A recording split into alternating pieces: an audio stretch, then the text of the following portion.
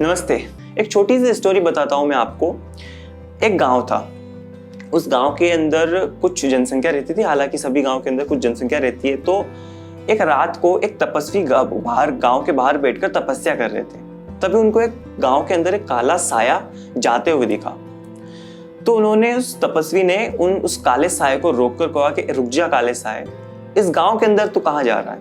तो उस काले साये ने कहा कि मैं एक बीमारी हूँ, मैं एक ऐसी बीमारी हूँ जो कि इस गांव के अंदर जाऊंगी, लोगों को परेशान करूंगी और कुछ लोगों की मृत्यु होगी और उसके बाद में मैं पुनः लौट जाऊंगी।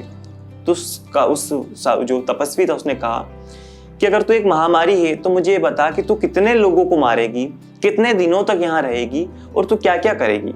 तो उसने कहा कि मैं तकरीबन 20 से 25 लोगों को मारूंगी, 2 से 3 सप्ताह में यहाँ रुकूंगी और फिर चली जाऊंगी। तो उसने कहा चलो ठीक है, क्योंकि जो नियति है, जो होना है वो होगा ही सही। उसके बाद में वो जो महामारी थी वो गांव के अंदर प्रवेश कर गई। दूसरे ही दिन वहां पर हाहाकार मच गया, सारे लोग पीड़ित होने लगे, लोग मरने लगे। धीरे धीरे 3 सप्ताह बाद में फिर वो काला साया गांव के बाहर जा रहा था। उसी तपस्वी ने फिर उसे रोका कि महामारी रुक, तू तो बड़ी प्रपंची निकली, तू तो बड़ी झूठी निकली।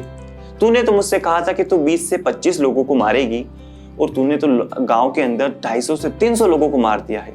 ये तूने मुझसे झूठ बोला था। ये तो उस महामारी ने उसको मुस्कुराते हुए उस तपस्वी से कहा कि महोदय, मैंने तो सिर्फ 30 लोगों को ही मारा है, बाकी जितने भी लोग मरे हैं वो डर की वजह से मर गए।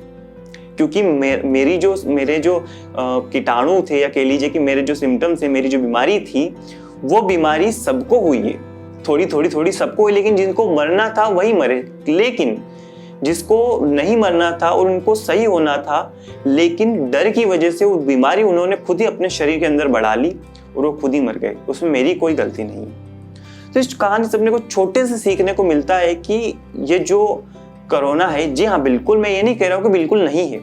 कोई एक बीमारी है, एक वायरस है जो कि फैल रहा है, ये मैंने पहले बता चुका हूँ। लेकिन ये दिमाग में इसको ज़्यादा मत फैलने दीजिए। अगर आपको कोरोना से आप पीड़ित हैं तो अपने दिमाग में सोचिए कि मैं बहुत जल्दी ठीक होकर अपने परिवार वालों से मिलूंगा, मैं अच्छे से खुशहाल जीवन जीऊंगा, इतनी जल्दी नहीं मरने वाला। और इतनी जल्दी कैसे मर जाऊं? कैसे? इस छोटे से, इस ना दिखने वाले वायरस से अगर मैं मर जाऊंगा तो फिर क्या चाहिए? तो अपने आप को पॉजिटिव रखिए। उम्मीद है आप स्वस्थ होंगे, घर पर अच्छे होंगे, आपके परिजन स्वस्थ होंगे, आपके परिजन अच्छे होंगे। और मुझे उम्मीद है कि जल्द से जल्द ये सारी जो घटनाएं हो रही वो रुक जाए, थम जाए और सभी स्वस्थ हों। उम्मीद करता हूँ मिलते हैं अगले वीडियो में। तब तक के लिए पढ़ते रहिए, सीखते रहिए, सिखाते रहिए और हमेशा जीवन में मुस्कुराते रहिए। जय हिंद, वंदे मातरम।